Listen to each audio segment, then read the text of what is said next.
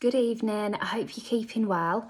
Today I'm going to show you some really basic tips to get your makeup to last all day, in particular your foundation. The other day on my stories I asked what you wanted to see, and actually a lot of the same things came up again and again, and this one came through from both Helen and somebody that identifies as Unreasonable Woman. Her words, not mine. So I'm going to just show you some tips. Now, the first thing I would say with getting your makeup to last all day, it really is all in your skincare, I think. I think if you've nailed your skincare and your skin is hydrated, it's not going to eat your foundation. So whatever you're using in your makeup and skincare routine, I think it's really worth slotting in a hyaluronic acid. So hyaluronic acid is, it's not an acid that you would think of in terms of like it doesn't exfoliate your skin. It's just a really runny, it's like a drink of water for your face. It's an ingredient that holds water. It holds up to 1,000 times its own weight in water, which basically means when you're using it in conjunction with your moisturiser or your foundation or whatever it is, it will hold on to the moisture. So this one is from the Inkey list. I just want to show you the kind of texture we're talking about here. It's really, see how runny it is? And then I'm going to show you the ordinary one because that one's a little bit tackier. Both do the same job. They're both really good. Do you see how like, it's almost a bit gloopy? That one gives you a bit more of a tacky finish you might prefer for putting your makeup on top of.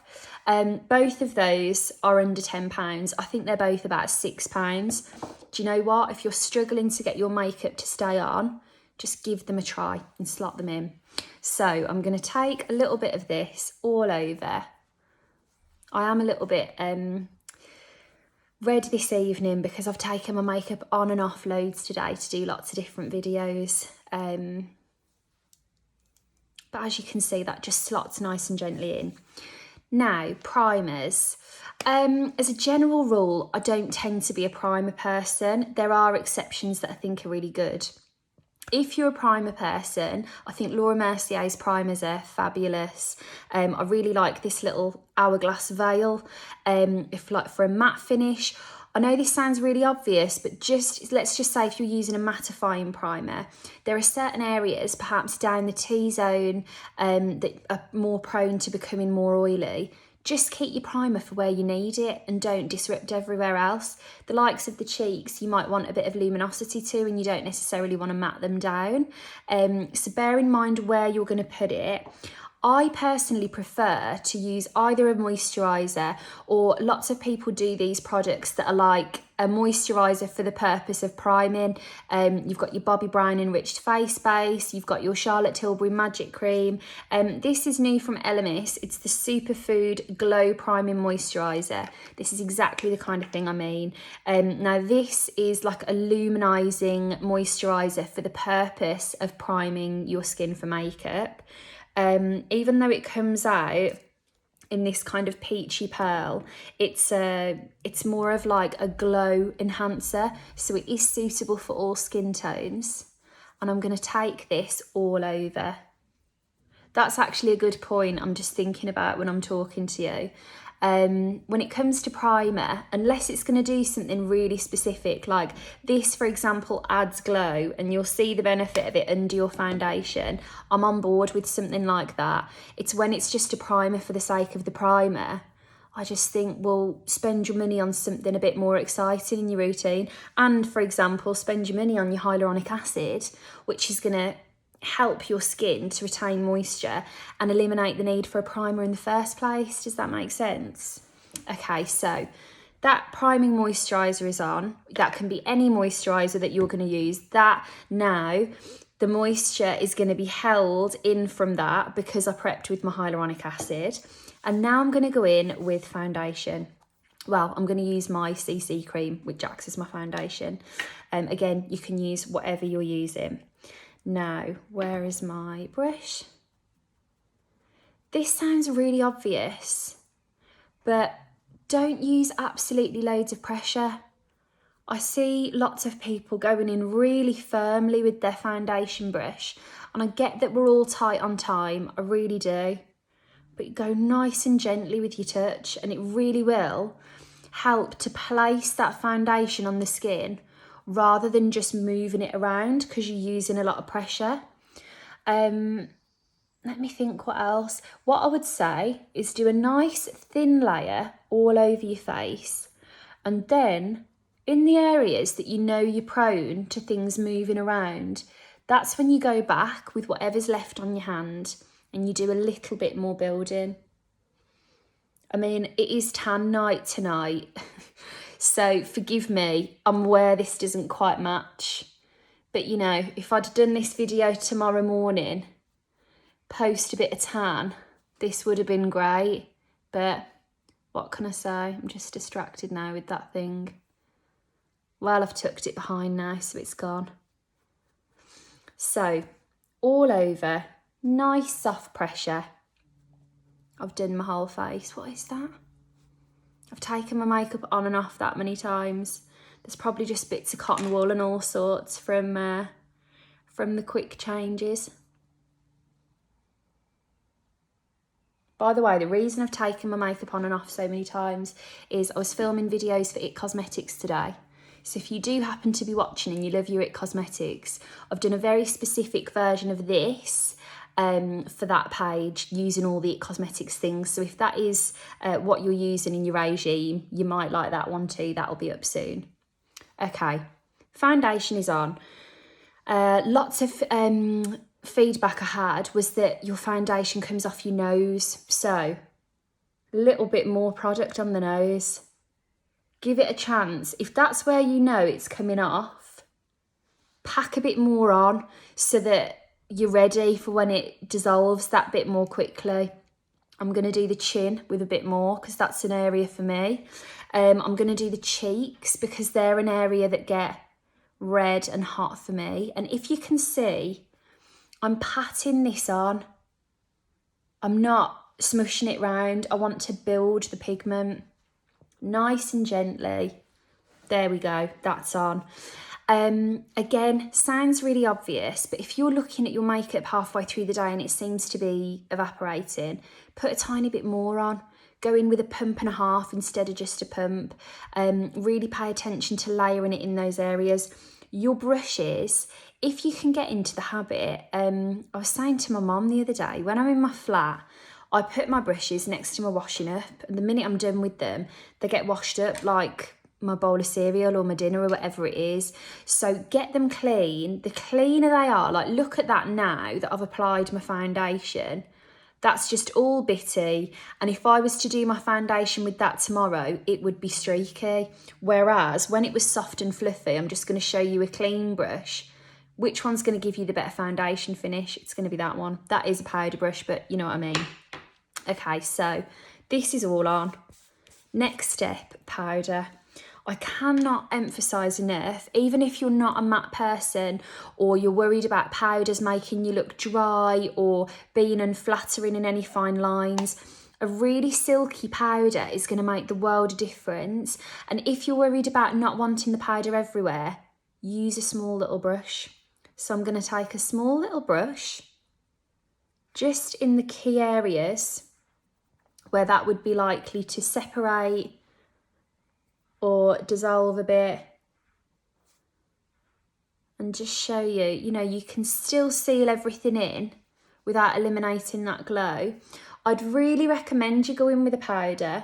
I tend to use the IT Cosmetics ones, they're lovely. Favourite budget one is the collection, I can't think of the exact name, but it's an illuminating setting powder. It might actually just be called that. That's a couple of pounds, it's really lovely. Any setting powder that you can just seal everything in with. Also, I'm going to take my powder brush. This is a double-ended brush from Hourglass. If you're on the market for a new brush, by the way, Zania, if you're watching, very nice powder brush. You've got two ends. This is great for kind of highlighter, blusher, your powder. This one might be nice for bronzer all over. I'm going to take some all over because I'm going to take powders everywhere else. Okay, I'm 9 minutes in. Going to try and speed up a bit. Again, press it on all over. Don't rub.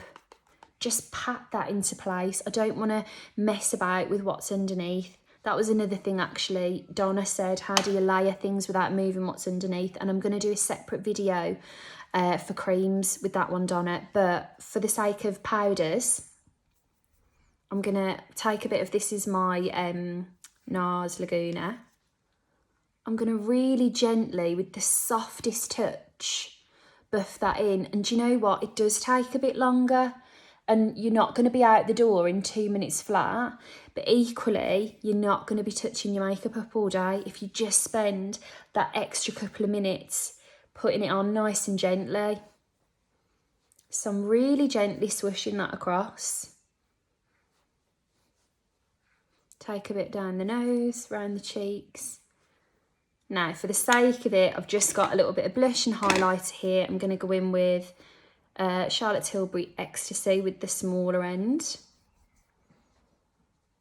Someone said to me the other day, try your blusher a bit higher, see what it looks like. I can't remember who now, but if you're there, here we go.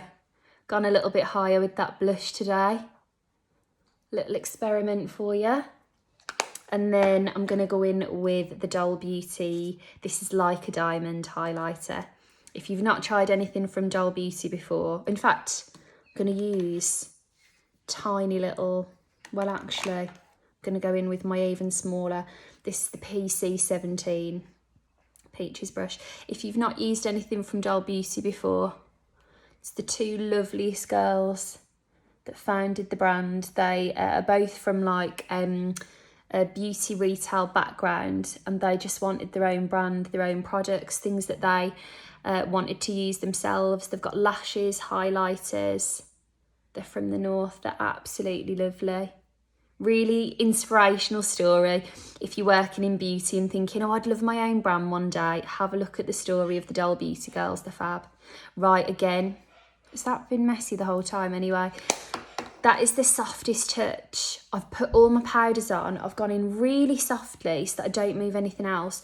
And those small brushes mean that I'm not moving a whole section of my face when I'm layering things up. Finally, if you wanted to, setting spray wise, I would encourage you to either use like a facial mist that is skincare based, again, that's going to seal the makeup in that way. Or like, for example, I'll show you the new IT Cosmetics one. It's really lovely. This is, for all intents and purposes, a mist to set your makeup, but like it's really skincare based. So it's going to be looking after your skin and hydrating it. I think the key with sealing your makeup in place is if your skin is dry or dehydrated, it's going to eat your makeup. So tiny bit of spray can make the world of difference. Sprays are also very good if you would prefer not to use powder, but you want something on to seal everything in. And then finally, I know this sounds really obvious, but I think that it isn't. Have a little think about, do you touch your face a lot? Lots of people that I speak to that struggle to keep makeup on are naturally that bit more animated. I mean, I'm always using my hands, but if you are that bit more animated and use your hands a lot when you talk, just have a think about, are you touching your face? I think we all have these habits. Mine, when I'm concentrating, I always kind of like need my lips, and it's my lipstick for me that I'm like, where has my lipstick gone? But I'll have been kind of chewing away at my own lip while I've been concentrating. The moral of the story is you might not even know you're doing it, and it could be something very easily fixed to seal your makeup in. Especially lots of us have a habit of like touching the nose or touching the cheek. You remember at the start of all of this lockdown, there was all of these studies when we were told, please don't touch your face. They showed us all of these findings to show that people do touch their faces a lot. It's quite a comfort thing. If you can identify that and crack the habit, that's another thing that your makeup will not move. But there you go. Hope you enjoyed. Keep any other suggestions of what you want to see come in. I'm going to work through those suggestions from the other day. Helen, an Unreasonable Woman. Hope you enjoyed that one. And I will look forward to seeing you soon.